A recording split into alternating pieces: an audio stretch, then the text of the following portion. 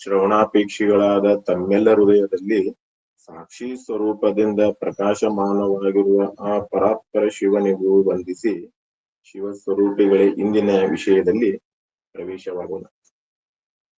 ಗ್ರಂಥಕರ್ತರಿಂದ ರಚಿಸಲ್ಪಟ್ಟ ಶ್ರೀ ವಿಚಾರ ಚಂದ್ರೋದಯ ಗ್ರಂಥದಲ್ಲಿ ಮೂರನೇ ಕಲೆಯಲ್ಲಿ ಅವರು ಏನೇನ್ ಹೇಳಾಕೊಂತಾರಪ್ಪ ಅಂತಂದ್ರೆ, ನೀ ಯಾವ್ದು ತಿಳ್ಕೊಂಡಿ ಅದು ಯಾವ್ದು ನೀ ಅಲ್ಲ, ನೀ ಯಾವ್ದು ತಿಳ್ಕೊಂಡಿ ಅದು ಯಾವ್ದು ನೀ ಅಲ್ಲ, ಯಾವ್ದು ತಿಳ್ಕೋಬೇಕಾಗೈತಿ ಅದನ್ನೇ ತಿಳಿದಿಲ್ಲ ಅನ್ನುವಂತ ವಿಷಯವನ್ನು ಹೇಳಲಿಕ್ಕೆ ಪ್ರಾರಂಭ ಮಾಡಿದ್ದಾರೆ. ನಾನು 3 ದೇಹಕ್ಕೆ ದ್ರಷ್ಟ ಇದ್ದೇನೆ: ಸ್ಥೂಲ, ಸೂಕ್ಷ್ಮ, ಕಾರಣ. ಪಂಚೀಕೃತ ಪಂಚಮಹಾಭೂತಗಳ 25 ತತ್ವಗಳಿಂದ ಯುಕ್ತವಾದದ್ದು ಸ್ಥೂಲ ಶರೀರ ಅಂತ ಹೇಳ್ಕೊಂಡು ಬಂದ್ರು. ಇನ್ನು ಆ 25 ತತ್ವಗಳು ಯಾವ ಅನ್ನೋದನ್ನು ಹೇಳ್ಕೊಂಡು ಬಂದ್ರು. ಅವು ಶರೀರದಲ್ಲಿ ಹೇಗಿರುತ್ತವೆ ಅನ್ನೋದನ್ನು ಹೇಳ್ಕೊಂಡು ಬಂದ್ರು. ಮತ್ತ ನಂತರ ಅವು ಶರೀರದಲ್ಲಿ ಯಾವ ರೀತಿ ಇರ್ತಾವಪ್ಪ ಅಂತಂದ್ರೆ ಅವುಗಳ ಭಾವ ಮತ್ತು ಅಭಾವ. ಆ 25 ತತ್ವಗಳ ಭಾವವನ್ನು ತಿಳಿಯುತ್ತೇನೆ, ಅವು ಅಭಾವವನ್ನು ತಿಳಿಯುತ್ತೇನೆ. ಅಂದ್ರೆ ಇದ್ದಾಗೂ ತಿಳಿತೇನೆ, ಇಲ್ಲದಿದ್ದಾಗೂ ತಿಳಿಯುತ್ತೇನೆ ಅಂತ ಹೇಳ್ಕೊಂಡು ಬಂದ್ರು. ಈ 25 ತತ್ವಗಳು ತಿಳಿಯುವುದರಿಂದ ಏನು ಪ್ರಯೋಜನ ಅಂತ ಶಿಷ್ಯ ಪ್ರಶ್ನೆ ಮಾಡಿದ. ಆ 25 ತತ್ವಗಳು ತಿಳಿಯುವುದರಿಂದ ಈ ಸ್ಥೂಲ ದೇಹದ ಧರ್ಮವಾದ ನಾಮ, ಜಾತಿ, ವರ್ಣ, ಆಶ್ರಮ, ಸಂಬಂಧ, ಪರಿಮಾಣ ಅಲ್ಲ, ಪರಿಣಾಮ ಅಂದ್ರೆ ಅದು ವಿಕಾರ ಅಂತ. ಪರಿಣಾಮ ಅಂದ್ರೆ ವಿಕಾರ, ಪರಮಾಣು ಅಂದ್ರೆ ಧೂಳಿ ಕಣ, ಮತ್ತ ಪರಿಮಾಣ ಅಂದ್ರೆ ಅಳತೆ. ಪರಿಮಾಣ ಅಳತೆ. ಆಮೇಲೆ ಜನ್ಮ ಮರಣ. ಇವು ನಾನು ಅಲ್ಲ, ಇವು ನಂದು ಅಲ್ಲ. ಈಗ ಆ ಮನಿನೇ ನಂದಲ್ಲ ಅಂದ್ಮೇಲೆ, ಆ ಮನೆ ಐತಲ್ರಿ, ಆ ಮನಿನೇ ನಂದಲ್ಲ ಅಂದ್ಮೇಲೆ ಆ ಮನೆಯಲ್ಲಿರುವಂತ ವಸ್ತುಗಳು ನನಗೆ ಹೆಂಗಾಗ್ತಾವು? ಆಗ್ತಾವಂದ್ರ ಆ ಮನೆ ನಂದಲ್ಲ ಅಂದ್ಮೇಲೆ ಆ ಮನೆಯಲ್ಲಿರುವಂತ ವಸ್ತುಗಳು ನನಗೂ ಹೇಗಾಗುವುದಿಲ್ಲವು. ಆದ್ದರಿಂದ ಈ ಸ್ಥೂಲ ದೇಹವೇ ನಾನಲ್ಲ. ಸ್ಥೂಲ ದೇಹವೇ ನಾನ್ ಅಲ್ಲ ಅಂದ್ಮೇಲೆ ಆ ಸ್ಥೂಲ ದೇಹಕ್ಕೆ ಸಂಬಂಧಪಟ್ಟಂತ ಈ ನಾಮ ಅಂದ್ರೆ ಹೆಸರಾಗಿರ್ಲಿ, ಜಾತಿ, ಶ್ರಮ, ವರ್ಣ, ಆಮೇಲೆ ಸಂಬಂಧ, ಪರಿಮಾಣ, ಜನ್ಮ, ಅವು ಕೂಡ ನಾನು ಅಲ್ಲ, ನನಗೂ. ಇನ್ನು ಎಲ್ಲಿಗೆ ಬಂದಿಪ್ಪ ಅಂದ್ರೆ ನಾವೀಗ ನಿನ್ನೆ ಏನಾಗ್ತಂದ್ರ 50 ಘಟಾಕಾಶದ ಸ್ವರೂಪವೇ ಮಹಾಕಾಶವಾಗಿರುವಂತೆ ಆತ್ಮ ಸ್ವರೂಪವೇ ಆಗಿದೆ.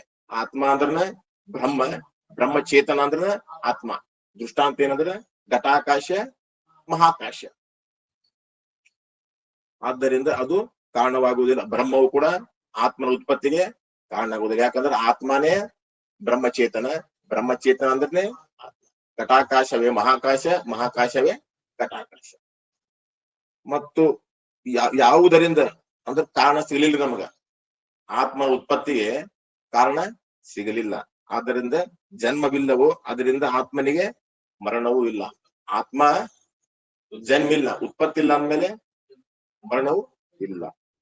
ಮತ್ತು ಯಾವುದರಿಂದ ಆತ್ಮನು ಜನನ ಮರಣ ರಹಿತನೋ ಅದರಿಂದ 6 ವಿಕಾರಗಳು ಇಲ್ಲ.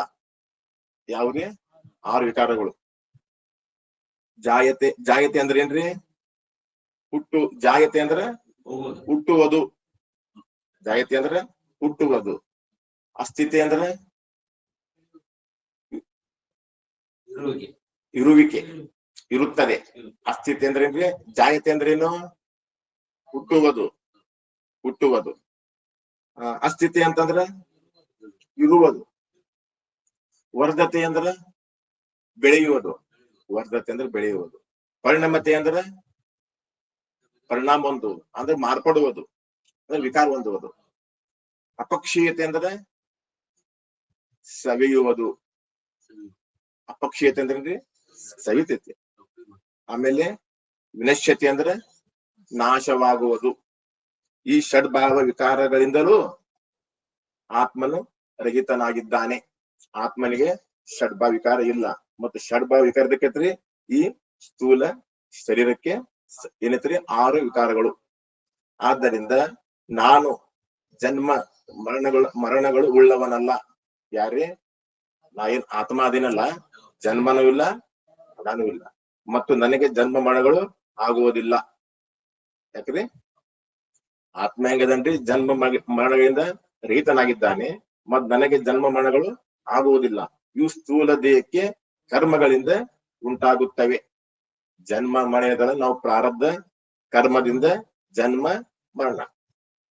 ಜನ್ಮ ಅಂದ್ರೆ ಏನ್ರಿ, ಸ್ಥೂಲ ಸೂಕ್ಷ್ಮ ಸಂಯೋಗ ಜನ್ಮ ಅನ್ನು, ವಿಯೋಗ ಆಯ್ತಪ್ಪ ಅಂದ್ರೆ ಮರಣ.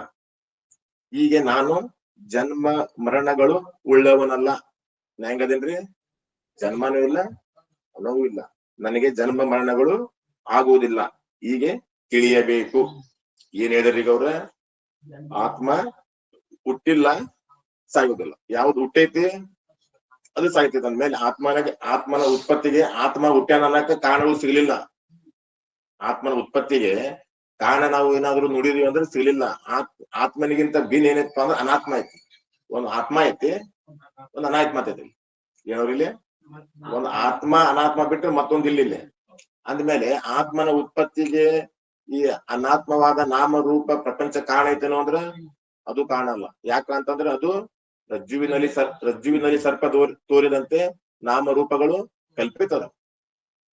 ಮತ್ತು ಬ್ರಹ್ಮ ಏನಾದ್ರು ಆತ್ಮನ ಉತ್ಪತ್ತಿಗೆ ಕಾರಣ ಆಗ್ತಾನೆ ಅಂದ್ರೆ ಅವನು ಆಗುದಿಲ್ಲ. ಯಾಕ, ಬ್ರಹ್ಮಚೇತನ ಅಂದ್ರೆ ಆತ್ಮಚೇತನ, ಆತ್ಮಚೇತನ ಅಂದ್ರೆ ಬ್ರಹ್ಮಚೇತನ ಐತಿ, ಅದು ಕಾರಣ ಆಗುದಿಲ್ಲ ಅಂತ ಹೇಳ್ಕೊಂಡ್ ಬಂದ್ರು. ಇನ್ನು ಪಂಚ ಮಹಾಭೂತಗಳ ನಿವೃತ್ತಿಯಲ್ಲಿ ಯಾವ ದೃಷ್ಟಾಂತ? ಎಷ್ಟನೇ ಪ್ರಶ್ನೆ ರೀ? 57. ಪಂಚ ಮಹಾಭೂತಗಳ ನಿವೃತ್ತಿಯಲ್ಲಿ ಯಾವ ದೃಷ್ಟಾಂತ? ದೃಷ್ಟಾಂತ ಅಂದ್ರೆ ಏನ್ರಿ?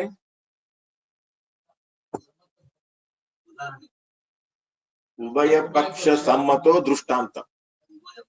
ಉಭಯ ಅಂದ್ರೆ ಹೇಳೋರಿಗೂ ಅದು ಗೊತ್ತಿರ್ಬೇಕು, ಕೇಳೋರಿಗೂ ಅದು ಗೊತ್ತಿರ್ಬೇಕು. ಉಭಯ ಪಕ್ಷ, ಕೇಳೋರಿಗೂ ಆ ದೃಷ್ಟಾಂತ ಅನುಭವ ಇರ್ಬೇಕು, ಕೇಳೋರಿಗೂ ಇಬ್ಬರಿಗೂ ಒಪ್ಪಿಗೆ ಇರಬೇಕು. ಅದಕ್ಕೆ ಏನ್ಬೇಕ್ರಿ? ದೃಷ್ಟಾಂತ. ಉಭಯ ಪಕ್ಷ ಸಮ್ಮತೋ ದೃಷ್ಟಾಂತ. ಅಥವಾ ವಾದಿ ಪ್ರತಿವಾದಿ ಕಾ ಜಹಾ ವಿವಾದ ನ ಹುವೆ, वादी प्रतिवादी का जहां विवाद न हुए किंतु दोनों के निर्णितार्थ जहां हुए सो दृष्टांत. ಅಂದ್ರೆ ಏನ್ ಹೇಳಿದ್ರು ಅವ್ರ? ದೃಷ್ಟಾಂತ ಕೊಡುವುದರಿಂದ ವಾದಿ ಮತ್ತು ಪ್ರತಿವಾದಿ ವಾದ ನಿಲ್ಬೇಕು. ಇಬ್ಬರದು ವಾದಿ ಪ್ರತಿವಾದಿ ವಿವಾದ ನಿಲ್ಬೇಕು. ಅರ್ಥ ಆತ್ರಿ? ದೃಷ್ಟಾಂತ ಕೊಡುವುದರಿಂದ ವಾದಿ ಮತ್ತು ಪ್ರತಿವಾದಿ ವಿವಾದ ನಿಲ್ಬೇಕು. ಅವಾಗ ಶಿಷ್ಯ ಏನ್ ಮಾಡ್ಬೇಕ್ರಿ? ಹೌದು, ಗುರು ಹೇಳಿದ ಗೊತ್ತಾತ್ರಿ? ಈಗ ದೃಷ್ಟಾಂತ ಹೇಗೆಂದ್ರೆ, ಒಬ್ಬನಿಗೆ ಭೂತ ಬಡಿದಿದೆ. ಏನೈತ್ರಿ? ಒಬ್ಬ ಭೂತ ಬಡಿದಿದೆ. ಅವನ್ ಏನ್ ಮಾಡ್ತಾನ್ರಿ? ಮಂತ್ರವಾದಿಯನ್ನು ಕರೆತಂದು ಏನ್ ಮಾಡ್ತಾನ್ರಿ? ಢಮರುಗವನ್ನು ಬಾರಿಸಿ ಲವಣವೇ ಅದರ ಉಪ್ಪು ಮುಂತಾದ ಆದಿ 5 ವಿಧ ವಸ್ತುಗಳನ್ನು ಸೇರಿಸಿ ಅದರ ಬಲಿದಾನವನ್ನು ಕೊಟ್ಟು ಭೂತದ ನಿವೃತ್ತಿಯನ್ನು ಮಾಡಿಸುತ್ತಾನೆ. ಒಬ್ಬಗೇನಾಗೈತ್ರಿ? ಭೂತ ಬರ್ತೈತಿ. ಅವ ಏನ್ ಮಾಡ್ತಾನ್ರಿ? ಮಂತ್ರವಾದಿನ ಕರ್ಕೊಂಡ್ ಬಂದ ಅದಕ್ಕೇನ್ ಮಾಡ್ತಾನ್ರಿ? ಅವ ಡಮರುಗ ಬಾರಿಸಿ ಅವ್ ಲವಣ ಅಂದ್ರೆ ಉಪ್ಪು, ಖಾರ, ಮೆಣಸಿನಕಾಯಿ ಏನೋ ಒಂದ್ 5 ವಸ್ತು ಇಟ್ಟ ಆ ಭೂತಕ್ಕೆ ಏನ್ ಮಾಡ್ತಾನ್ರಿ? ಅವ ಬಲಿದಾನ ಕೊಡ್ತಾನ್ರಿ. ಯಾರ್ರಿ? ಮಂತ್ರವಾದಿ. ಇನ್ ಅದರಂತೆ ಸಿದ್ಧಾಂತ. ಸಿದ್ಧಾಂತ ಅಂದ್ರ ಅಂತ್ಯ ನಿರ್ಣಯ ಸಿದ್ಧಾಂತ. ಇಲ್ಲಿ ಯಾವ ಭೂತ್ ಬರ್ತೈತ್ರಿ ನಮಗಂದ್ರ? ಯಾವ ಭೂತ್ ಬರ್ತೈತ್ರಿ? 5 ಭೂತ್ ಬರ್ತಾವ್ರಿ. ಪಂಚ ಮಹಾಭೂತಗಳು ಆಕಾಶ ವಾಯು ತೇಜ ಜಲ ಪೃಥ್ವಿ. ಪಂಚ ಮಹಾಭೂತಗಳು ಶರೀರ ರೂಪವಾಗಿ ಜೀವನಿಗೆ ತಗಲುಕೊಂಡಿವೆ. ಅದಲ್ರಿ 5 ಭೂತಗಳು ಇಲ್ಲಿ ಬಂದೇನಾಗ್ಯಾವು? ತಲ್ಕೊಂಡವು. ಅದರ ನಿವೃತ್ತಿಗೋಸ್ಕರ ಆ ಭೂತಗಳ ನಿವೃತ್ತಿಗೋಸ್ಕರ ನಾವೇನ್ ಮಾಡ್ಬೇಕ್ರಿ? ಬ್ರಹ್ಮನಿಷ್ಠ ಗುರು ರೂಪನಾದ ಮಂತ್ರವಾದಿಗೆ ವಿಧಿಪೂರ್ವಕ ಶರಣಾಗತನಾಗಲು. ಏನಾಗೈತ್ರಿ ಯಾರೀಗ ಇಲ್ಲೇ ಏನಾಗ್ಯಾವ್ರಿ ಪಂಚಮಹಾಭೂತಗಳ ಶರೀರವೇ ನಾನು ಅಂತ ಯಾರು ತಿಳ್ಕೊಂಡಾರ ಅವ್ರಿಗೆ ಏನಾಗೈತ್ರಿ 5 ಭೂತಗಳು ಬಂದ ತಿಳ್ಕೊಂಡಾವ್. ಕೆಲವರಿಗೆ ಗೊತ್ತ ಇಲ್ಲ ಅದ, ಕೆಲವರಿಗೆ ಗೊತ್ತ ಇಲ್ಲ. ಅವ್ರೇನ್ ಮಾಡೋದಿಲ್ರಿ, ಬ್ರಹ್ಮನಿಷ್ಠ ಗುರುವಿಗೆ ಶರಣಾಗತನಾಗೋದಿಲ್ಲ. ಯಾರಿಗೆ ಈ ಈ ಈ ಒಂದು ದೇಹ ದುಃಖಮಯ ಆಯ್ತಂತ ಯಾರಿಗ್ ಗೊತ್ತೈತಿ ಅವ್ರು ಮಾತ್ರ ಏನ್ ಮಾಡ್ತಾರ್ರಿ, ಬ್ರಹ್ಮನಿಷ್ಠ ಗುರುವಿಗೆ ಶರಣಾಗತನಾಗ್ತಾರ. ಮತ್ತೆ ಈ ಒಂದು ದೇಹ ಸುಖಮಯ ಆಯ್ತಂತ ತಿಳ್ಕೊಂಡವ್ರು ಗುರುವಿಗೆ ಶರಣಾಗತ ಆಗುದಿಲ್ಲ. ಯಾಕ್ರಿ ಅವ್ನ್ ಏನೈತ್ರಿ, ನನ್ಗ ದವ್ ಬರ್ದೈತಂತ ಅವಂಗ ಗೊತ್ತಿತ್ತು. ಅವಂಗ ಗೊತ್ತಿದ್ದಾಗ ಏನ್ ಮಾಡ್ದವ, ಮಂತ್ರವಾದಿನೇ ಕರೆ ತಂದು ಅವ ಏನ್ ಮಾಡ್ದ, ಡಮರು ಎಲ್ಲವನ್ನು ಬಾರಿಸಿ ಅದನ್ನೇನ್ ಮಾಡ್ದಾರಿ, ಆ ಭೂತವನ್ನು ಇದು ಮಾಡ್ದ. ಇಲ್ಲೂ ಕೂಡ ನಮಗ್ ಏನೈತ್ರಿ, ಇಲ್ಲೇ ಗೊತ್ತಿರ್ಬೇಕ್ರಿ ನಮಗ. ಇಲ್ಲೂ 5 ಭೂತ ಅದಾವ ಅಂತ ಗೊತ್ತಿದ್ರೆ ಮಾತ್ರ ಶ್ರೋತ್ರಿಯ ಬ್ರಹ್ಮನಿಷ್ಠ ಗುರುವಿಗೆ ನಾವು ಶರಣಾಗತ ಬರ್ತೈತಿ. ಮತ್ತು ಗೊತ್ತಾಗಿಲ್ಲ ಅಂದ್ರೆ ಶರಣಾಗತ ಬರುವುದಿಲ್ಲ. ಅದರ ನಿವೃತ್ತಿಗೋಸ್ಕರ ಬ್ರಹ್ಮನಿಷ್ಠ ಅಂತಂದ್ರೆ ಯಾರ್ರಿ, ಅವನು ಬುದ್ಧಿ ಯಾವಾಗಲೂ ಬ್ರಹ್ಮನನ್ನೇ ವಿಷಯ ಮಾಡ್ತಿರ್ಬೇಕು. ಶ್ರೋತ್ರಿಯತ್ವ ಬ್ರಹ್ಮನಿಷ್ಠತ್ವ, ಅವನ್ ಬುದ್ಧಿ ಮಾಡ್ಬೇಕ್ರಿ ಯಾವಾಗಲೂ ಅಸ್ಥಿ ಬಾತಿ ಪ್ರಿಯ ರೂಪ ಬ್ರಹ್ಮನನ್ನೇ ವಿಷಯ ಮಾಡ್ತಿರ್ಬೇಕು, ನಾಮರೂಪಗಳನ್ನ ವಿಷಯ ಮಾಡ್ತಿರ್ಬಾರ್ದು. ಅಂತ ಗುರುವಿಗೆ ಶರಣಾಗತ ಅಂದ್ರ ತನ್ನ ಸ್ವರೂಪವನ್ನು ಗುರುಮುಖದಿಂದ ಯಥಾರ್ಥವಾಗಿ ತಿಳ್ಕೊಂಡು ಅದರಲ್ಲೇ ಉಳ್ಕೊಂಡಿರ್ಬೇಕು. ತಿಳ್ಕೊಳ್ಳೋದೇನ್ರಿದು ಶ್ರೋತ್ರಿಯತ್ವ, ಉಳ್ಕೊಳ್ಳೋದೇನೈತಿ ಬ್ರಹ್ಮನಿಷ್ಠತ್ವ. ತನ್ನ ಸ್ವರೂಪವನ್ನು ಗುರುಮುಖದಿಂದ ಯಥಾರ್ಥವಾಗಿ ತಿಳಿದುಕೊಂಡು ಅದರಲ್ಲಿಯೇ ಉಳಿದುಕೊಂಡವರಿಗೆ ಬ್ರಹ್ಮನಿಷ್ಠರು. ಆ ಬ್ರಹ್ಮನಿಷ್ಠ ಗುರುವಿಗೆ ಶರಣಾಗತನಾಗಬೇಕು. ಸೂಕ್ಷ್ಮ ಶರೀರ ಬ್ರಹ್ಮನಿಷ್ಠ ಗುರು ರೂಪನಾದ ಮಂತ್ರವಾದಿಗೆ ವಿಧಿಪೂರ್ವಕ ಶರಣಾಗತನಾಗಲು ಅವ ಏನ್ ಮಾಡ್ತಾನ್ರಿ, ಢಮರುಗ ಬಾರಿಸ್ತಾನ. ಅವನು ಏನ್ ಮಾಡ್ತಾನ್ರಿ, ವೇದೋಪನಿಷತ್ತುಗಳನ್ನು ಅಂತ ಢಮರುಗಳನ್ನು ಬಾರಿಸ್ತಾನ. ಅದ ವೇದ ಉಪನಿಷತ್ತುಗಳು ಅಂದ್ರೆ ತತ್ವಮಸ್ಯಾದಿ ಮಹಾವಾಕ್ಯಗಳನ್ನ ಏನ್ ಮಾಡ್ತಾನ್ರಿ, ಅವ ಢಮರುಗವನ್ನು ಬಜಾಯಿಸಿ ಅವ ಏನ್ ಮಾಡ್ತಾನ್ರಿ, ಮೇಲೆ ಹೇಳಿದ ಯಾವ 25 ತತ್ವಗಳು ಇರುತ್ತವೆಯೋ, ಯಾವ್ರಿ ಆಕಾಶ 5 ತತ್ವಗಳು, ಶೋಕ ಕಾಮ ಕ್ರೋಧ ಮೋಹ ಭಯ, ಇನ್ನ ವಾಯುನ 5 ತತ್ವ ಯಾವುವು, ಪ್ರಸಾರಣ ಧಾವನ ವಲನ ಚಲನ ಆಕುಂಚನ. ಇನ್ನ ಅಗ್ನಿ 5 ತತ್ವ ಯಾವುವು, ನಿದ್ರಾ ತೃಷ ಶುಧ ಕಾಂತಿ ಆಲಸ್ಯ. ಇನ್ನ ನೀರಿನ 5 ತತ್ವ ಯಾವುವು, ಜಲದ 5 ತತ್ವ ಯಾವ್ರಿ, ಶ್ಲೇಷ್ಮ ಸ್ವೇದ ಮೂತ್ರ ಶುಕ್ರ ಶೋಣಿತ. ಇನ್ನು ಪೃಥ್ವಿ 5 ತತ್ವ ಯಾವುವು, ಅಸ್ಥಿ ಮಾಂಸ ನಾಡಿ ರೋಮ ತ್ವಚ. 25 ತತ್ವಗಳು ಇರ್ತವೆ. ಅವುಗಳಿಂದ 5 ತತ್ವಗಳ ರೂಪವಾದ ಬಲಿದಾನವನ್ನು ಒಂದೊಂದು ಭೂತಕ್ಕೆ 25 ಇದ್ವ ಆಕಾಶ 5 ತತ್ವಗಳನ್ನ ಅವು ಕೊಡೋದು, ವಾಯುವಿನ ಅವು ಕೊಡುದು. ತನ್ನ ಭಾಗವನ್ನು ಅರ್ಪಣೆ ಮಾಡಿ ಅವಕ್ಕೆ ಅರ್ಪಣೆ ಮಾಡ್ಬಿಡುದು.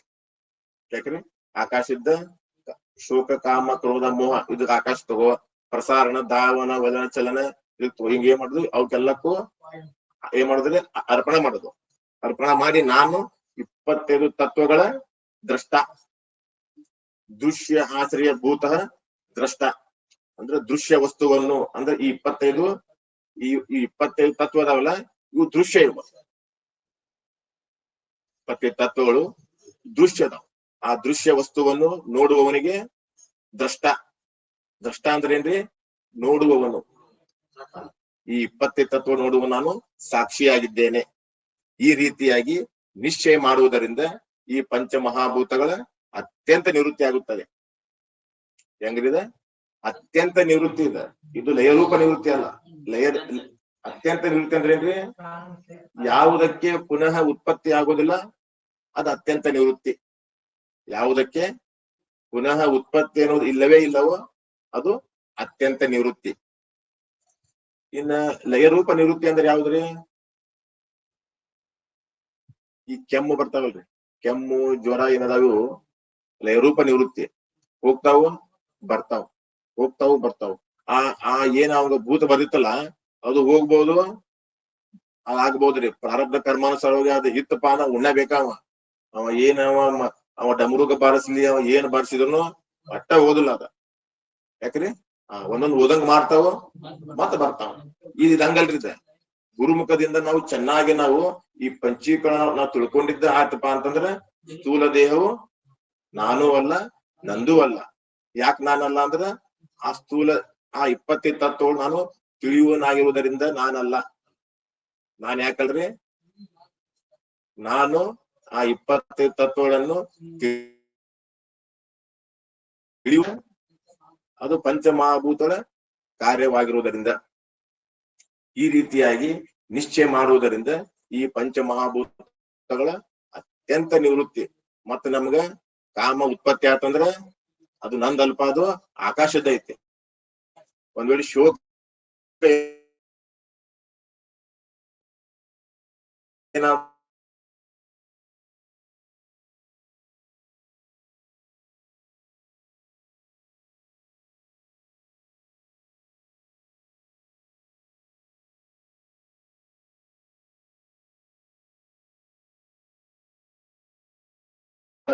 ಎದ್ರ ಮ್ಯಾಗ ವಿಧಿ ಪೂರ್ವಕ ನಾವೇನ್ ಮಾಡ್ಬೇಕ್ರಿ ಅಂದ್ರೆ ಶ್ರೋತ್ರಿಯ ಬ್ರಹ್ಮನಿಷ್ಠನಾದ ಗುರುವಿಗೆ ವಿಧಿ ಪೂರ್ವಕವಾಗಿ ಶರಣಾಗತನಾಗಬೇಕು. ಅಂದ್ರ ವಿವೇಕಾದಿ ಅಂದ್ರೆ ವಿವೇಕ, ವೈರಾಗ್ಯ, ಶಮದಮಾದಿ ಷಟ್ ಸಂಪೂರ್ತರವಾದ ಮುಮುಕ್ಷತ್ವ, ಶುಭ ಗುಣ ಸಹಿತನಾಗಿ ಮೋಕ್ಷದ ಇಚ್ಛೆ ಉಳ್ಳ ಅಧಿಕಾರಿಯು. ಯಾರಿಲ್ಲಿ ಬ್ರಹ್ಮಜ್ಞಾನಕ್ಕೆ ಅಧಿಕಾರಿ ಯಾರು?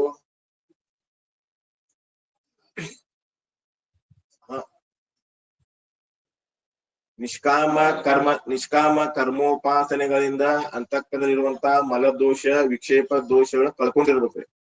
ನಿಷ್ಕಾಮ ಕರ್ಮೋಪಾಸನೆಗಳಿಂದ ಮಲದೋಷ, ವಿಕ್ಷೇಪ ದೋಷವನ್ನು ಕಳ್ಕೊಂಡಿರ್ಬೇಕು.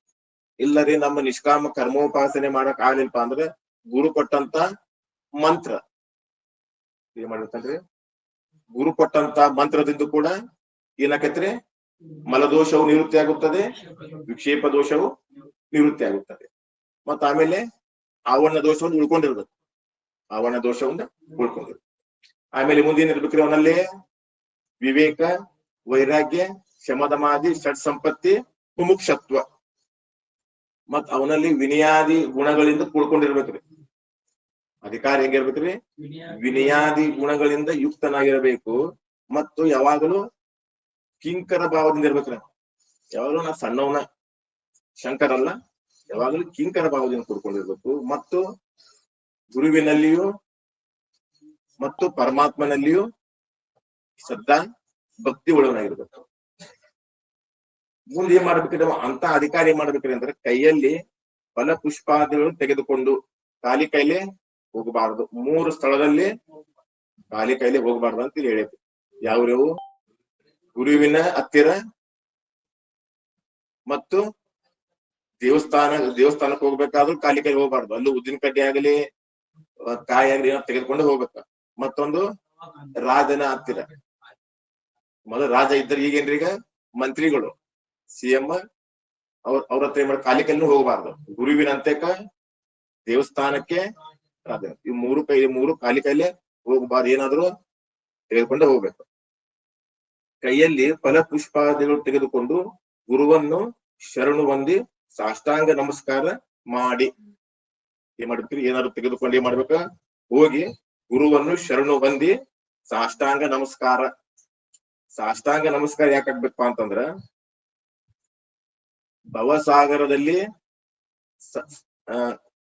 ಭವಸಾಗರದಲ್ಲಿ ಬಿದ್ದೀನಿ ಸದ್ಗುರುನಾಥ. ಸದ್ಗುರುನಾಥ, ನಾನು ಭವಸಾಗರದಲ್ಲಿ ಬಿದ್ದಿದ್ದೇನೆ. ನನಗ್ ಎಬ್ಸಾಕ ನಿನಗ್ ಬಿಟ್ರ ಮತ್ ಯಾರಿಗೂ ಸಾಧ್ಯ ಇಲ್ಲ. ನನಗ್ ಹೆಂಗಾರ ಮಾಡಿ ಈ ಭವಸಾಗರದಿಂದ ಪಾರು ಮಾಡು ಅಂತೇಳಿ ಸಾಷ್ಟಾಂಗ ದಂಡವತ್ ಪ್ರಣಾಮಗಳನ್ನು ಏನ್ ಮಾಡ್ಬೇಕ್ರಿ? ನೆಲಕ್ಕೆ ಸೋಂಕುವಂತೆ 8 ಅಂಗಗಳನ್ನು ನೆಲಕ್ಕೆ ಏನ್ ಮಾಡ್ಬೇಕ್ರಿ? ನೆಲಕ್ಕೆ ಸೋಂಕುವಂತೆ ಸಾಷ್ಟಾಂಗ ನಮಸ್ಕಾರ ಮಾಡ್ಬೇಕು. 8 ಅಂಗ ಯಾವ್ಯಾವು? ಭುಜ 2, ಭುಜ 2, 2 ಕಾಲು, ಮೂರು ಹಣೆ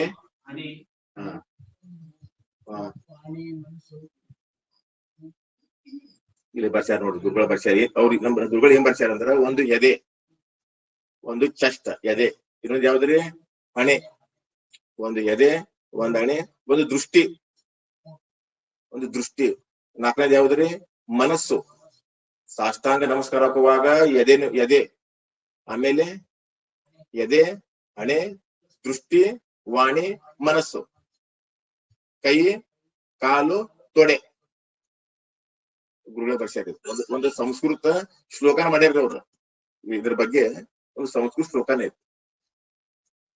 ಈಗ ನಮಗ್ರಿ ಈಗ ಕಾಲು, ತೊಡೆ, ಕೈ ಮತ್ತು ಎದೆ, ಹಣೆ ಇವೇನ್ರಿ ನೆಲಕ್ಕೆ ಏನ್ ಮಾಡಿದ್ರಿ, ನೆಲ ಸೋಂಕುವಂತೆ ಮಾಡಕ್ ಬರ್ತದ. ಮತ್ ಈ ವಾಣಿ ಹೆಂಗ ನೀವು ನೆಲಕ್ಕೆ ಸೋಂಕ್ತಿರಿ? ವಾಣಿ, ಮನಸ್ಸು, ದೃಷ್ಟಿ ಇವು ಹೆಂಗ ನೆಲಕ್ಕೆ ಸೋಕಾಕ್ ಬರ್ತೈತೆ ಅಂದ್ರೆ, ಇಲ್ಲೇನ್ ಬರ್ಸ್ಯಾರ, ದೃಷ್ಟಿ ಹೆಂಗ ನೆಲಕ್ಕೆ ಸೋಂಕ್ಬೇಕಂದ್ರ ಗುರುನಾಥನ ಪಾದದ ಕಡೆ ದೃಷ್ಟಿ ಇರ್ಬೇಕು. ಇದ ನೆಲಕ್ಕೆ ಸೋಂಕೋದ. ನೆಲಕ್ಕೆ ಸೋಂಕೋದಂದ್ರೆ ಏನ್ರಿ? ಗುರುನಾಥನ ಪಾದದ ಕಡೆ ದೃಷ್ಟಿ ಇರ್ಬೇಕ. ದೃಷ್ಟಿ ಆ ಕಡೆ ಈ ಕಡೆ ಹೋಗಬಾರ್ದು. ದೃಷ್ಟಿ ಗುರುನಾಥನ ಪಾದದ ಕಡೆನೆ ದೃಷ್ಟಿ ಇರ್ಬೇಕು. ಇನ್ನು ಮನಸ್ಸು ಹೆಂಗ್ರಿ?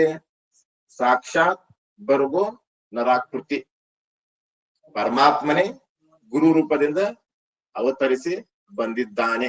ಇದು ಮನಸ್ಸಿನಿಂದ ಏನ್ ಮಾಡ್ಬೇಕ್ರಿ? ಬರ್ಗೋ ಸಾಕ್ಷಾತ್ ನರಾಕೃತಿ, ಪರಮಾತ್ಮನೇ ಗುರು ರೂಪದಿಂದ ಅವತರಿಸಿ ಬಂದಿದ್ದಾನೆ ಅಂದ್ರೆ ಗುರುವಿನಲ್ಲಿ ಏನ್ ಮಾಡ್ಬೇಕ್ರಿ? ದೇವ ಭಾವನೆ, ಪರಮಾತ್ಮನ ಭಾವನೆ ಮಾಡ್ಬೇಕ. ಅವ ನಮ್ಮಂತೆ ತಿಳ್ಕೋಬಾರ್ದು, ನಮ್ಮಂಗ ಉಂಟಾ ನಮ್ಮಂಗ ತಿಳ್ತಾನಂತ ಮಾಡಬಾರ್ದು. ಗುರುವಿನಲ್ಲಿ ದೇವತಾ ಭಾವನೆ ಮಾಡ್ಬೇಕು. ಆಮೇಲೆ ವಾಣಿ ಏನ್ ಮಾಡ್ಬೇಕ್ರಿ? ವಾಣಿವಿನಿಂದ ಗುರುನಾಥನನ್ನ ಸ್ತುತಿ ಮಾಡ್ಬೇಕ್ರಿ. ವಾಣಿಯಿಂದ ಗುರುನಾಥನ ಸ್ತುತಿ. ಇವು 8 ಸಾಷ್ಟಾಂಗ, 8 ಅಂಗಗಳಿಂದ ಏನ್ ಮಾಡ್ಬೇಕ್ರಿ? ನೆಲಕ್ಕೆ ಸೋಂಕುವಂತೆ ನಮಸ್ಕಾರ ಮಾಡು. ಅಂದ್ರೆ ಸದ್ಗುರುನಾಥ, ನಾನು ಭವಸಾರದಾಗ ಬಿದ್ದೀನಿ, ನನಗ್ ಎಬ್ಸಾಕ ನಿನಗ್ ಬಿಟ್ರೆ ಮತ್ ಯಾರಿಗೂ ಸಾಧ್ಯ ಇಲ್ಲ. ನನಗ್ ಹೆಂಗಾರ ಮಾಡಿ ಈ ಭವಸಾಗರದಿಂದ ಪಾರು ಮಾಡು ಅಂತೇಳಿ ಸಾಷ್ಟಾಂಗ ದಂಡವತ್ ನಮಸ್ಕಾರವನ್ನು ಮಾಡ್ಬೇಕು. ಸಾಷ್ಟಾಂಗ ದಂಡವತ್ ನಮಸ್ಕಾರ ಮಾಡಿ ಏನ್ ನಾವಲ್ಲೇ ಪ್ರಶ್ನೆ ಮಾಡ್ಬೇಕ್ರಿ? ಎಲೆ ಭಗವಂತನೇ, ನನಗೆ ಬ್ರಹ್ಮ ವಿದ್ಯೆಯನ್ನು ಉಪದೇಶ ಮಾಡು. ನನಗೆ ಮಾಡ್ಬೇಕ್ರಿ? ಬ್ರಹ್ಮ ವಿದ್ಯೆಯನ್ನೇ ಯಾಕೆ ಉಪದೇಶ ಮಾಡ್ಬೇಕು? ಬ್ರಹ್ಮ ವಿದ್ಯೆಯನ್ನೇ ಯಾಕೆ ಉಪದೇಶ ಮಾಡ್ಬೇಕ್ರಿ? ಈ ಜನ್ಮ ಮರಣ ರೂಪ ಸಂಸಾರ ಏನೈತಲ್ಲಿದು, ಇದು ಬ್ರಹ್ಮ ವಿದ್ಯೆಯಿಂದಲೇ ನಾಶ ಆಗುತ್ತೆ ಹೊರತು ಬೇರೆ ಯಾವುದರಿಂದಲೂ ನಾಶ ಆಗುದಿಲ್ಲ. ಯಾಕೆ? ಯಾವುದರ ಅಜ್ಞಾನದಿಂದ ಯಾವುದು ಉತ್ಪತ್ತಿ ಆಗಿರುವುದು, ಯಾವುದರ ಅಜ್ಞಾನದಿಂದ ಈ ದೇಹಾದಿ ಪ್ರಪಂಚ ಉತ್ಪತ್ತಿ ಆಗಿದೆಯೋ ಅದರ ನಿವೃತ್ತಿಯು ಅದರ ಜ್ಞಾನದಲ್ಲೇ ಆಗುತ್ತದೆ. ಈ ದೇಹಾದಿ ಪ್ರಪಂಚದ ನಿವೃತ್ತಿ ಆತ್ಮಜ್ಞಾನದಲ್ಲಿ ಆಗುತ್ತದೆ. ಇನ್ನ ಬೇರೆ ಯಾವ ಜ್ಞಾನದಿಂದನೂ ಆಗುದಿಲ್ಲ. ಮತ್ತೇನ್ ಮಾಡ್ಬೇಕ್ರಿ ನಾವಲ್ಲಿ? ಬಂಧ ಯಾವುದು, ಮೋಕ್ಷ ಯಾವುದು, ಅವಿದ್ಯೆ ಯಾವುದು, ವಿದ್ಯೆ ಯಾವುದು ಇತ್ಯಾದಿ ಪ್ರಶ್ನೆಗಳನ್ನು ಮಾಡ್ಬೇಕ್ರಿ. ಏನ್ ಮಾಡ್ಬೇಕ್ರಿ? ಅಲ್ಲಿ ಗುರುವಿಗೆ ಸಾಷ್ಟಾಂಗ ನಮಸ್ಕಾರ ಮಾಡಿ, ಗುರು ನನ್ನ ಮಗನಿಗೆ ಮಕ್ಕಳಾಗಲ್ವು, ಸದ್ಗುರುನಾಥ ನನ್ನ ಮಗನಿಗೆ ನಾವು ಇದನ್ನಾಗಲ್ದು, ಮದ್ವೆ ಆಗವಲ್ದು, ಮಕ್ಕಳಾಗವಲ್ದು, ಇಂಥವೆಲ್ಲ ಪ್ರಶ್ನೆ ಮಾಡಬಾರ್ದ್ರಿ. ನಾ ಸ್ವಲ್ಪ ಬಡವದಿನಿ, ಸ್ವಲ್ಪ ನನ್ನ ತಲೆ ಮೇಲೆ ಕೈ ಇಡಪ್ಪ, ನಾ ಲಘು ಶ್ರೀಮಂತ ಆಗಲಿ ಅಂತೇಳಿ ಇಂಥವೆಲ್ಲ ಪ್ರಶ್ನೆ ಮಾಡಬಾರ್ದು. ಇವೆಲ್ಲ ಅನಿತ್ಯವಾದ ವಸ್ತುಗಳು. ಇವೆಲ್ಲ ಏನಾಗ್ತಾವ್ರಿ? ನಮ್ ಕೈ ಬಿಟ್ಟು ಹೋಗ್ತಾವು. ಮತ್ತ ಅದರಿಂದ ದುಃಖನೇ ಐತ್ರಿ. ನಿನ್ ಸಂಪತ್ತು ಪ್ರಾಪ್ತಿ ಆದ್ರೂ ಕೂಡ ಇವ ಆನಂದ ಇರ್ತಾನೇನು ಅಂದ್ರೆ ಇರೋದಿಲ್ಲ, ಇನ್ನು ದುಃಖನೇ ಹೆಚ್ಚಾಗುತ್ತ. ಆದ್ದರಿಂದ ಅನಿತ್ಯವಾದ ಸಂಪತ್ತನ್ನು ಪರಮಾತ್ಮನಂತೆ ನಾವು ಕೇಳಬಾರದು. ಮತ್ತೆ ನಿತ್ಯವಾದ ವಸ್ತುವನ್ನೇ ಕೇಳ್ಬೇಕು. ಆ ನಿತ್ಯವಾದ ವಸ್ತು ಯಾವ್ದಪ್ಪ ಅಂದ್ರೆ ಮೋಕ್ಷ. ಯಾಕ್ರಿ? ಅದು ನಿತ್ಯ ಪ್ರಾಪ್ತಿ ಐತಿ. ಮೋಕ್ಷ ಹೆಂಗೈತ್ರಿ? ಅದು ನಿತ್ಯ ಪ್ರಾಪ್ತಿ ಐತಿ. ಈ ದೇಹಾದಿ ಪ್ರಪಂಚ ನಿತ್ಯ ನಿವೃತ್ತಿ. ನಮ್ಮ ಸ್ವರೂಪ ಹೆಂಗೈತ್ರಿ? ನಿತ್ಯ ಪ್ರಾಪ್ತಿ, ಯಾವಾಗಲೂ ಅದು ಪ್ರಾಪ್ತಿನ ಐತಿ. ಯಾಕ್ರಿ ನಮ್ ಸ್ವರೂಪ ಯಾವಾಗಲೂ ಅದು ಪ್ರಾಪ್ತಿನ ಐತಿ. ಈ ದೇಹಾದಿ ಪ್ರಪಂಚ ಇದು ಇಲ್ಲ, ಇಲ್ಲಿದ ರಜ್ಜುವಿನಲ್ಲಿ ಸರ್ಪ ಹೇಗೆ ಇಲ್ಲವೇ ಇಲ್ಲವೋ ಹಾಗೆ ನಮ್ಮ ಆತ್ಮ ಸ್ವರೂಪದಲ್ಲಿ ಈ ದೇಹಾದಿ ಪ್ರಪಂಚ ಅನ್ನೋದ ಇಲ್ಲ, ಇಲ್ಲದ ಹುಡುಕಾಡು ಸಿಗೋದಿಲ್ಲ. ಹೆಂಗ್ರಿ ಅಂದ್ರ ವಾಯುವಿನಲ್ಲಿ ಹೇಗೆ ರೂಪ ಇಲ್ಲವೇ ಇಲ್ಲವೋ, ವಾಯುವಿನಲ್ಲಿ ರೂಪ ಐತೇನ್ರಿ? ವಾಯುವಿನಲ್ಲಿ ಹೆಂಗ ರೂಪ ಇಲ್ಲ, ನಮ್ಮ ಸ್ವರೂಪದಲ್ಲಿ ಈ ಜನ್ಮ ಈ ಮರಣ ಆಗಲಿ ಇಲ್ಲ, ಇಲ್ಲಿದ. ಯಾಕ್ರಿ ಜನ್ಮ ಮರಣ ಆಗಿರ್ಲಿ ಇವೆಲ್ಲ ಷಡ್ಭಾವ ವಿಕಾರಗಳು ಯಾವ ಆತ್ಮನಿಗೆ ಇಲ್ಲ, ಇಲ್ಲಿವು. ಆದ್ರಿಂದ ನಾವೇನ್ ಪ್ರಶ್ನೆ ಮಾಡ್ಬೇಕ್ರಿ? ಅಲ್ಲಿ ಬಂಧ ಯಾವುದಪ್ಪ? ಹಾಗಾದ್ರೆ ಬಂಧ ಯಾವುದು? ಬಂಧ ಯಾವ್ದ್ರಿ? ದೇಹ ಮೊದಲು ಮಾಡಿಕೊಂಡು ಅಹಂಕಾರ ಪರ್ಯಂತರ ಇವೆಲ್ಲ ಏನಂದ್ರೆ ಇವು ಅನಾತ್ಮ ವಸ್ತುಗಳು. ಯಾವ್ರಿವಲ್ಲ? ದೇಹ ಮೊದಲು ಮಾಡಿಕೊಂಡು ಅಹಂಕಾರ ಪರ್ಯಂತರ ಅನಾತ್ಮ ವಸ್ತುಗಳಲ್ಲಿ ನಾನೆಂಬ ಬುದ್ಧಿ ಮಾಡಿರುವುದೇ ಬಂಧ. ಒಮ್ಮೆ ದೇಹದಲ್ಲಿ ನಾನು, ಇಂದ್ರಿಯಗಳಲ್ಲಿ ನಾನು, ಪ್ರಾಣದಲ್ಲಿ ನಾನು, ಅಂತಃಕರಣದಲ್ಲಿ ನಾನು, ನಾನೇ ಮಾಡುತ್ತೇನೆ, ನಾನೇ ಉಣ್ಣುತ್ತೇನೆ. ಅಲ್ಲಿ ನಾನು ನಾನು ಅಂತ ಅಲ್ಲಿ ಆಗೈತಿ. ಅದಕ್ಕೆ ದೇಹ ಮೊದಲು ಮಾಡಿಕೊಂಡು ಅಹಂಕಾರ ಪರ್ಯಂತರ ಅನಾತ್ಮ ವಸ್ತುಗಳಲ್ಲಿ ನಾನೆಂಬ ಬುದ್ಧಿ ಮಾಡಿರುವುದೇ ಇದು ಬಂಧ ಐತಿ ನೋಡ್ಪ. ಅಂದ್ರ ಇದು ಮೋಕ್ಷ ಅಂದ್ರೆ ಯಾವ್ದ್ರಿ ಗುರುಗಳ? ಸಮಸ್ತ ದುಃಖಗಳ ನಿವೃತ್ತಿ, ಪರಮಾನಂದ ಪ್ರಾಪ್ತಿಯೇ ಮೋಕ್ಷ. ಮೋಕ್ಷ ಅಂದ್ರೆ ಏನ್ರಿ? ಅತ್ಯಂತ ದುಃಖದ ನಿವೃತ್ತಿ ಆಗಿರ್ಬೇಕು, ಪರಮಾನಂದದ ಪ್ರಾಪ್ತಿ ಆಗಿರ್ಬೇಕು, ಇದುವೇ ಮೋಕ್ಷ. ಆಗ ಅತ್ಯಂತ ದುಃಖದ ನಿವೃತ್ತಿ ಅಂದ್ರೆ ಏನು? ಕಾರಣ ಸಹಿತ ಕಾರ್ಯ. ಅಜ್ಞಾನದ ಕಾರ್ಯವಾದ ಈ ದೇಹಾದಿ ಪ್ರಪಂಚ ಎರಡು ಒಂದೇ ಅಲ್ರಿ. ಅದ್ರ ಮತವಾದಿಗಳು ಏನ್ ಮಾಡ್ತಾರ್ರಿ? ಕಾರ್ಯ ದುಃಖದ ನಿವೃತ್ತಿಗೆನೆ ಮೋಕ್ಷ ಅಂತಾರ. ಆದ್ರ ವೇದಾಂತಿಗಳು ಕಾರ್ಯ ಎರಡು ಹೋಗ್ಬೇಕ್ರಿ. ಮಾಯಾ ತತ್ಕಾರ್ಯವಾದ ಈ ದೇಹಾದಿ ಪ್ರಪಂಚ, ಮಾಯಾ ಅನ್ನೋದು ಕಾರಣ, ಇದು ಕಾರ್ಯ ಹೋಗ್ಬೇಕು. ಕಾರ್ಯ ದುಃಖದ ನಿವೃತ್ತಿ, ಪರಮಾನಂದದ ಪ್ರಾಪ್ತಿನೇ ಮೋಕ್ಷ. ಅಥವಾ ಕರ್ತೃತ್ವ ಭೋಕ್ತೃತ್ವವೇ ಮೊದಲಾದ ಅನ್ಯತಾ ಭಾವವನ್ನು ಬಿಟ್ಟು ಸ್ವಸ್ವರೂಪಾವ ಸ್ಥಿತಿಯಿಂದ ಇರುವುದೇ ಮೋಕ್ಷ. ಅಂದ್ರೆ ಏನಪ್ಪಾ ಅಂದ್ರ ಸುಮ್ಮನೆ ಇರುವುದೇ ಮೋಕ್ಷ. ಸುಮ್ಮನೆ ಇರುದ್ರಿ. ಏನಾದ್ರೂ ನಾವು ಅಲ್ಲಿ ಮಾತಾಡಿದ್ವಿ ಅಂದ್ರೆ ಬಂತ ಒಳ ಹೋಗಿ. ಮೋಕ್ಷ ಅಂದ್ರೆ ಏನ್ರಿ? ಕರ್ತೃತ್ವ ಭೋಕ್ತೃತ್ವ ಮೊದಲಾದ ಎಲ್ಲಾ ಭಾವನೆಗಳು ಬಿಡ್ಬೇಕ್ರಿ. ಬಿಟ್ಟು ಸುಮ್ಮನೆ ಸ್ವಸ್ವರೂಪಾವ ಸ್ಥಿತಿಯಿಂದ ಇರುವುದೇ ಮೋಕ್ಷ. ಅಂದ್ರೆ ನಾನು ಸದ್ರೂಪ ಚಿದ್ರೂಪ ಆನಂದ ನಿತ್ಯ ಪರಿಪೂರ್ಣ ಸ್ವರೂಪನಾಗಿದ್ದೇನೆ. ನಾನು ಅಸತ್ತಲ್ಲ, ಜಡ ಅಲ್ಲ, ದುಃಖ ಅಲ್ಲ, ಅನಿತ್ಯ ಅಲ್ಲ, ಪರಿಚ್ಛಿನ್ನ ಅಲ್ಲ. ಅಜ್ಞಾನ ಕಾಲದಾಗ ನಾ ಏನ್ ತಿಳ್ಕೊಂಡಿದ್ದೇರಿ? ಇವೇ ನಾನು ತಿಳ್ಕೊಂಡಿದ್ದೆ. ಈಗ ಏನ್ ಮಾಡಿದ್ರು? ಗುರುಗಳೇ ಮಾಡಿದ್ರೆ ಉಪದೇಶ ಮಾಡಿದ್ರು. ಮಹಾವಾಕ್ಯ ರೂಪ ಶಬ್ದ ಶ್ರೋತ್ರಕ್ಕ ಸಂಬಂಧ ಆದ ತಕ್ಷಣವೇನಾತ್ರಿ? ಶ್ರೋತ್ರಕ್ಕ ಸಂಬಂಧ ಆದ ತಕ್ಷಣವೇ ಅಜ್ಞಾನವು ನಿವೃತ್ತಿ ಆಯ್ತು, ಜ್ಞಾನ ಪ್ರಾಪ್ತಿ ಆಯ್ತು. ಯಾಕ್ರಿ ಗುರುಮುಖದಿಂದ ತತ್ವಮಸ್ಯಾದಿ ಮಹಾವಾಕ್ಯ ರೂಪ ಶಬ್ದ ಶ್ರೋತ್ರಕ್ಕ ಸಂಬಂಧ ಆದ ತಕ್ಷಣವೇ ಅಲ್ಲಿ ಏನಾಯ್ತ್ರಪ್ಪ ಅಂದ್ರೆ ಮೊಟ್ಟ ಮೊದಲಿಗೆ ವೃತ್ತಿ ತಯಾರಾತ್ರಿ. ಅಲ್ಲಿ ವೃತ್ತಿ ತಯಾರಾತ, ಆವರಣ ಭಂಗ ಮಾಡ್ಲಿಕ್ಕೆ ವೃತ್ತಿ ತಯಾರಾತ. ಆ ವೃತ್ತಿ ಏನ್ ಮಾಡ್ತಂದ್ರ ಆಭಾನಾಪಾದಕ ಆವರಣವನ್ನು ನಿವೃತ್ತಿ ಮಾಡ್ತದ. ಗುರುಗಳು ಏನ್ ಮಾಡೋದಿಲ್ರಿ? ಗುರುಗಳು ಮೋಕ್ಷವನ್ನು ತಂದು ಕೊಡುದಿಲ್ಲ, ಅವರು ಪ್ರಾಪ್ತಿ ಮಾಡ್ಕೊಡುದಿಲ್ರಿ. ಅವ್ರ ಕೆಲಸ ಏನಪ್ಪಾ ಅಂದ್ರ ಆಭಾನಾಪಾದಕವನ್ನ ನಿವೃತ್ತಿ ಮಾಡೋದು ಅಷ್ಟೇ ಅವ್ರ ಕೆಲಸ.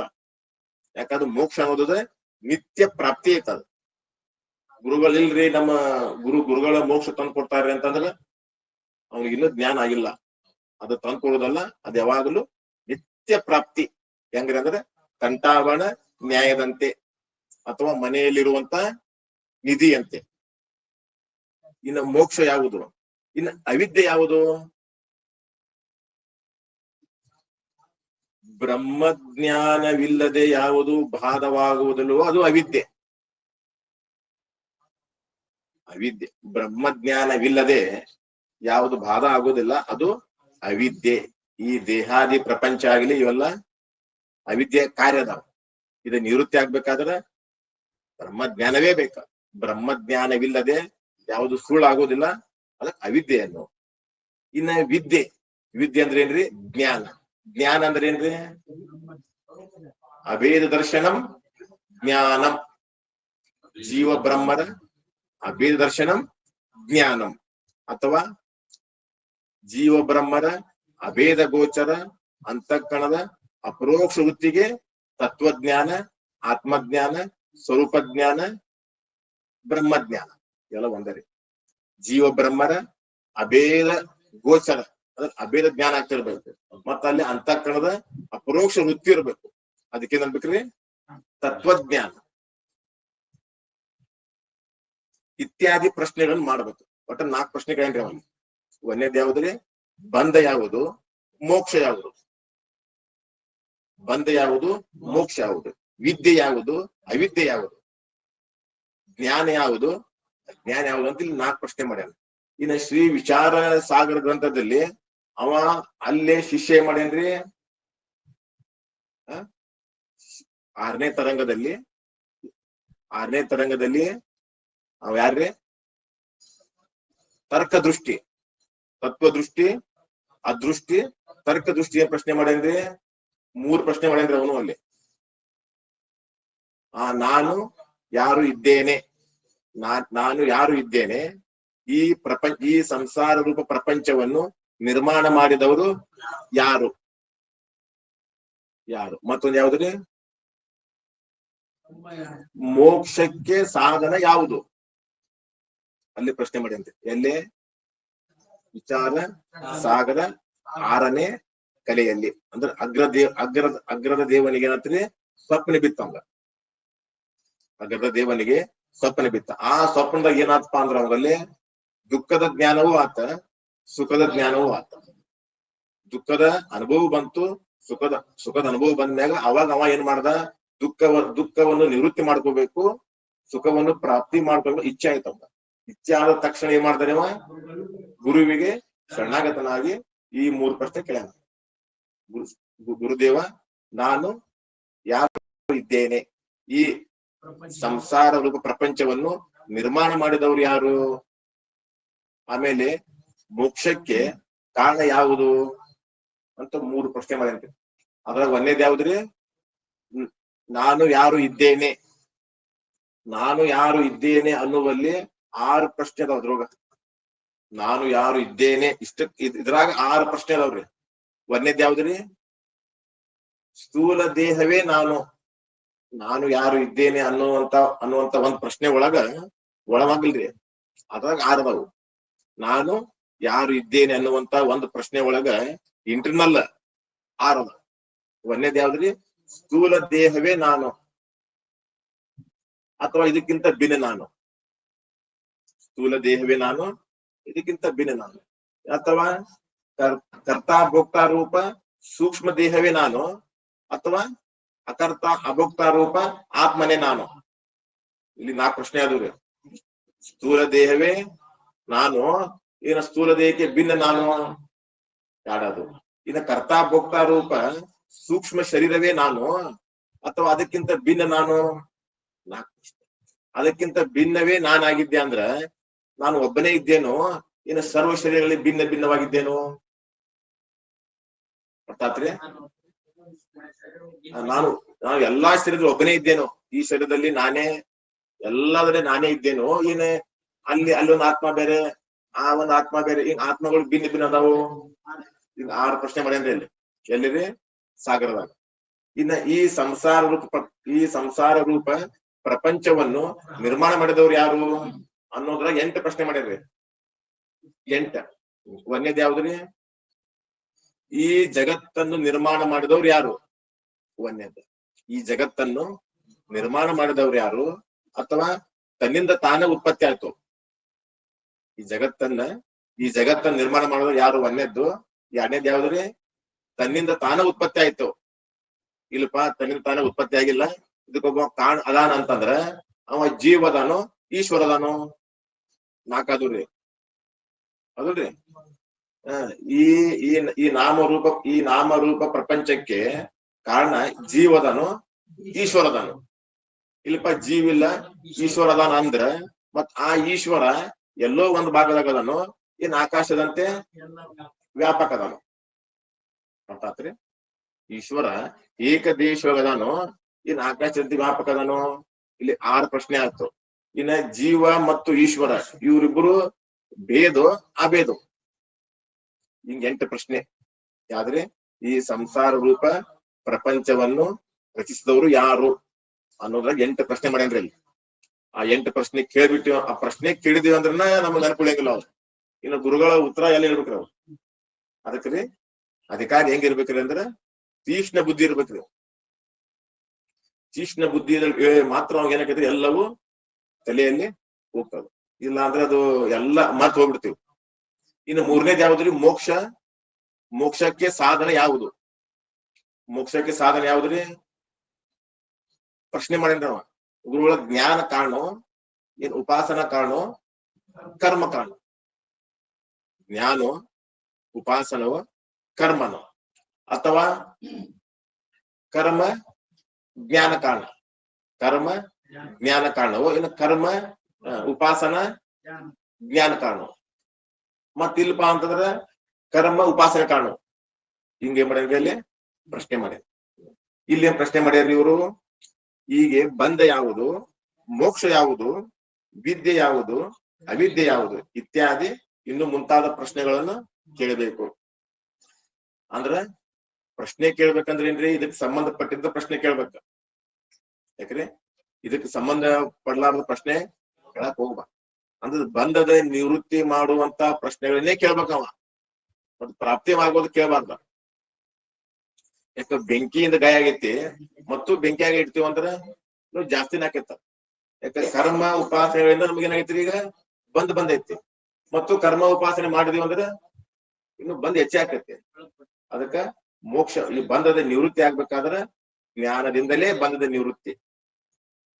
ಮುಂದೆ ಏನ್ ಮಾಡ್ಬೇಕ್ರಿ? ಗುರುವಿನ ಈಗ ಇತ್ಯಾದಿ ಪ್ರಶ್ನೆ ಮಾಡ್ಬೇಕ್ರಿ. ಮತ್ತು ಗುರುಗಳ ಪ್ರಶ್ನೆಗೆ ಉತ್ತರ ಕೊಡ್ಲಿಲ್ಪ ಅಂದ್ರೆ ಶಿವ ಮಾಡ್ಬೇಕು. ಯಾಕಂದ್ರೆ ವಿದ್ಯೆ ಪಡ್ಕೋಬೇಕಾದ್ರ ಅದಕ್ಕ ದಾರಿ 3 ಅದಾವ್ರಿ. ದಾರಿ 3 ಅದಾವ. ಯಾವುದೇ ವಿದ್ಯೆ ನಾವು ಪಡ್ಕೋಬೇಕಾದ್ರ ದಾರಿ 3 ಅದಾವ. ಒಂದು ಸಂಪತ್ತನ್ನು ಕೊಟ್ಟ ವಿದ್ಯೆ ಪಡ್ಕೋರಿ. ಅವ್ರಿಗೆ ಏನ್ ಮಾಡ್ಬೇಕ್ರಿ? ಕಾಣಿಕೆ ಕೊಟ್ಟು ಅವರಲ್ಲಿರುವಂತ ವಿದ್ಯೆ ನಾವು ಪಡ್ಕೊ ಅಂತಂದ್ರ ಸೇವಾ ಮಾಡಿ ವಿದ್ಯಾ ಪಡ್ಕೊ. ಇಲ್ಲಿ ಗುರುಗಳ ಸಂಪತ್ತು ಇಲ್ಲ, ಸೇವಾ ಮಾಡಕ ನಮ್ಗಷ್ಟ ಕೆಪಾಸಿಟಿ ಇಲ್ಲ ಅಂತಂದ್ರ ನಿನ್ನಲ್ಲಿರುವಂತ ಜ್ಞಾನ ಅವ್ರು ಕೂಡ, ಅವರಲ್ಲಿರುವಂತ ಜ್ಞಾನ ಅವ್ರು ನಿನ್ ಕೊಡ್ತಾರ.